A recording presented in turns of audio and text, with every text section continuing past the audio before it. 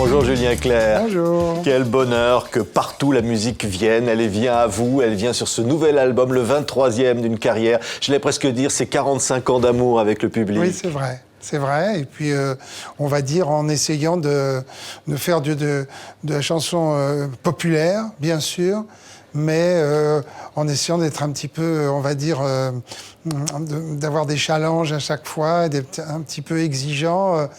Évidemment, pour un artiste comme moi, c'est une récompense merveilleuse d'avoir cette histoire qui dure. Ouais, et ce titre, partout la musique vient. C'est une chanson, que ce soit le Titanic, les trains desquels on ne revient pas, mais partout la musique est là. Oui, oui, oui.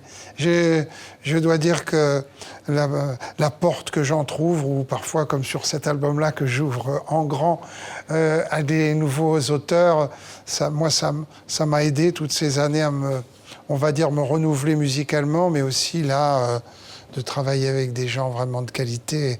Alex Baupin, qui a fait la majorité de l'album, les paroles, Ouais. est quelqu'un bien que de génération beaucoup plus jeune, hein, c'est quelqu'un d'extraordinairement doué, cultivé et bon, quoi. Oui, il y a une mélancolie, il y a de l'amour sur ce disque, il y a évidemment des sentiments mêlés, mais au fond, cette petite flamme qui brille comme dans vos yeux, Julien Clerc. Oui, c'est vrai que je continue à m'amuser, en fait. C'est très important, parce que je me rends compte, avec le recul, que mon attitude est toujours la même devant mon piano, quand j'essaie d'inventer des mélodies, et que je me suis toujours beaucoup amusé à le faire. Et ça reste un jeu.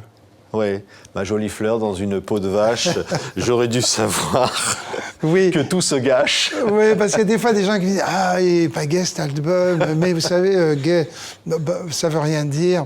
Au fur et à mesure, c'est normal, qu'on avance dans sa vie, on se rend compte que la vie n'est pas forcément aussi drôle que ça. Comme il est dit dans une chanson que je vais faire très prochainement, dans une émission, une chanson de traînée, c'est merveilleux, La romance de Paris, qui dit il s'aimait depuis 2 jours à peine, il y a parfois du bonheur dans la peine.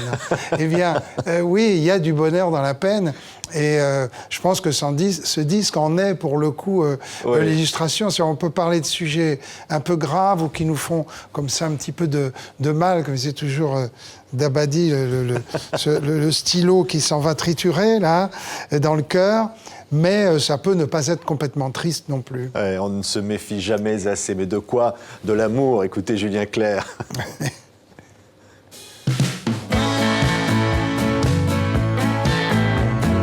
On ne se méfie jamais assez. Les alarmes, les sirènes de pompiers. L'amour a ton fait de les faire taire. L'amour fait tomber toutes les barrières. Je suis tout à toi, j'ai dit. Hey, hey, hey. Et tout de moi, elle a pris ma tête et j'ai dit oui. Elle a pris mes bras pour toutes ces nuits. Elle a pris mon cœur et mon cœur s'était pris. Et non, on ne se méfie jamais assez, hein, Julien. Oui, c'est Brassinsesque, ça, comme, on va dire, comme inspiration. Hein, voilà, l'élément féminin du couple n'est pas facile. Ça s'ouvre comme ça, cet album, parce qu'après l'album symphonique, c'est l'album électrique. Alors, il s'appelle Jimmy Hogarth. Ouais. Il a travaillé avec Amy Winehouse, il a travaillé avec Jamie Hunt, il a travaillé avec les plus grands. Blunt, oui, il a eu Suzanne Vega, oui, beaucoup de monde, on va dire un panel assez large de gens de la pop musique anglo-saxonne. Oui, et avec lui, il y a ces touches de pop musique comme ça, parce que l'album est enregistré à Londres, parce que vous avez été pendant 2 mois en famille là-bas pour enregistrer. 3 mois, le dernier trimestre scolaire. Ouais. Et ça faisait quoi d'être comme ça au pays des Beatles? Vous avez dit un jour, quand vous avez entendu I Want to Hold Your Hand, le monde avait changé pour vous, vrai, Julien. Le monde a changé pour moi, mais je pense que je ne suis pas le seul. Et quand je pense, si je vais revoir aujourd'hui McCartney sur scène, il est pratiquement le seul artiste dont je supporte des concerts de 3 heures et plus.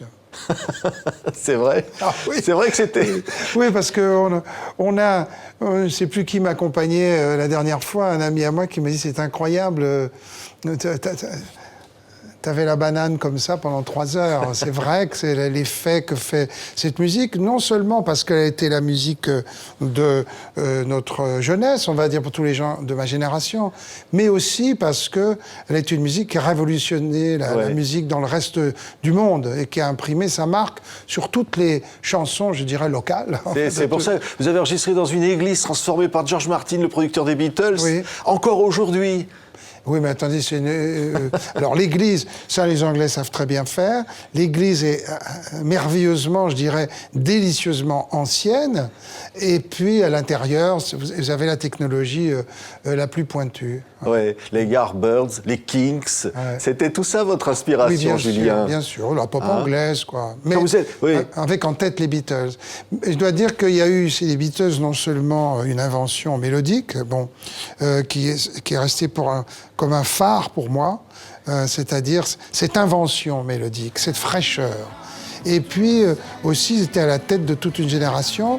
Et aussi, il y avait déjà à l'époque le son. J'ai presque envie de dire, en Angleterre, une philosophie du son. Et donc, ils travaillent, ils pensent au son, mais d'une façon différente. Ils y pensent très, très fort. Et après, ils profitent de toute la modernité dont on profite tous dans les studios, dans le monde entier. Tous les studios se ressemblent. Et ce qui compte, c'est les hommes qui sont derrière, évidemment, derrière les manettes. Et là, il y a une vraie réflexion, c'est pour ça que j'emploie le mot philosophie, c'est pas trop fort, une vraie réflexion sur le son et quoi en faire. Oui, et évidemment, on en fait ça avec cette voix extraordinaire. Alors, c'est vrai que, je crois que c'est Phil Ramone qui avait produit un de vos albums, avait dit, vous aviez une voix de gypsy.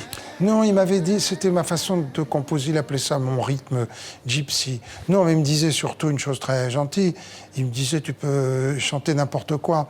En fait, j'ai travaillé avec des producteurs français, évidemment, de très grands producteurs français. Mais à chaque fois que je suis allé dans un pays qui était loin du mien, avec des gens qui ne connaissaient pas forcément mon travail, j'ai bien vu que toujours ce qui les attirait, c'était ce son de voix. Et qu'ils me disaient tous, et j'ai eu la chance de travailler avec 2, 3 très grands producteurs dont on a tous des disques à la maison, hein. Phil Ramone en fait partie. Il me disait toujours...